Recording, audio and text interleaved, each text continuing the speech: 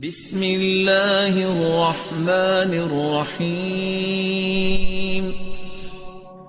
سیدنا ابو سعید خدری رضی اللہ تعالی عنہ سے مروی ہے، دخل رسول اللہ صلی اللہ علیہ وسلم ذات یوم المسجد۔ رسول اللہ صلی اللہ علیہ وسلم ایک دن مسجد میں داخل ہوئے، فَإِذَا هُوَ بِرَجُلٍ مِّنَ الْأَنصَارِ يُقَالُ لَهُ أَبُو أُمَامَةَ جَالِسٌ فِي۔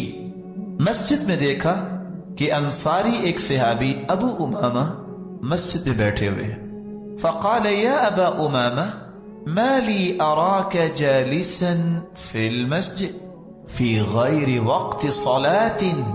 اے ابو امامہ، نماز کا وقت تو نہیں ہے، تم مسجد میں کیسے بیٹھے ہو؟ قال ہموم لزمتنی ودین۔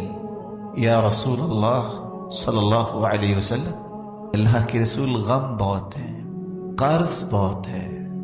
قال افلا اعلمك كلاما اذا قلت اذهب الله تعالى همك وقضى عنك دينك۔ میں تمہیں ایسی کلام نہ سکھاؤں کہ جن کلمات کو کہنے سے سارے غم اللہ دور فرما دیں گے اور سارا قرض اللہ تعالیٰ تجھ سے ادا کروا دیں گے۔ قل اذا اصبحت واذا امسیت، جب صبح کرو جب شام کرو تو یہ کلمات پڑھ لیا کرو۔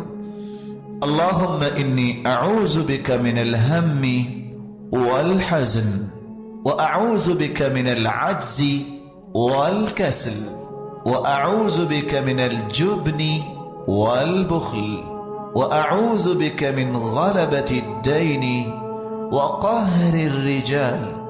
قال ففعلت ذلك۔ سیدنا ابو امامہ رضی اللہ تعالی عنہ فرماتے ہیں میں نے ایسا ہی کیا، صبح شام یہ دعا پڑھتا، فأذهب اللہ عز وجل ہمی وقضى عنی دینی۔ اللہ تعالیٰ نے میرے سارے غم بھی دور کر دیے اور میرے قرض بھی ادا کر دیا۔